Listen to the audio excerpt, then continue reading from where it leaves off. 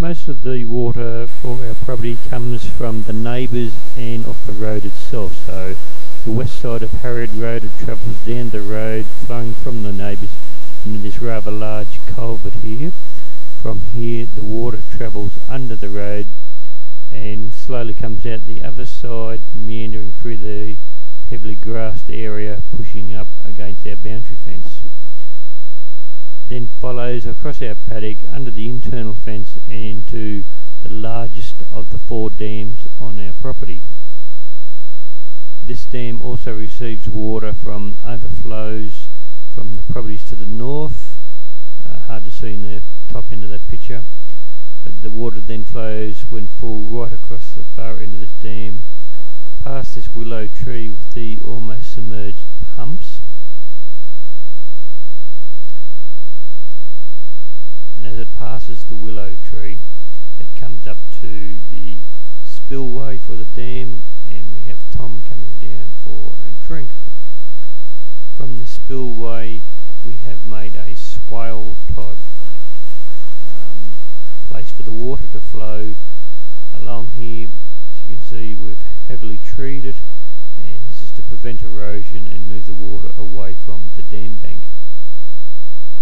Water from here exits through an internal fence and off into a larger grass paddock, and in the top of the frame there you can see one of the other dams which the water then feeds. Water from the eastern side of Harriet Road and southern neighbours does not much comes down the road, it mostly comes across the properties onto us. As you can see here, water flowing on the side of our driveway from the neighbours, and often down this area comes across.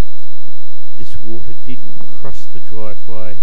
We have put a pipe under the driveway to prevent erosion and keep an all-weather road. On the other side of our driveway, the water flows across and out into the paddocks, giving us our all-weather road. Near one of the carports you can see a lot of surface water again from the neighbour has washed a lot of sediment into this drain, clogging it up, and at the other end where it comes out, restricting the size of the pipe, which needs cleaning out. This is the road to nowhere, which has water coming across it due to the deluge and causing erosion along the edge of the road. Further up the road to nowhere, the water coming through this pipe here was insufficient for these heavy deluge. So thank you, Ben, for the second pipe I was able to put in, and as you can see, 2 pipes are needed to carry the quantity of water we're talking about.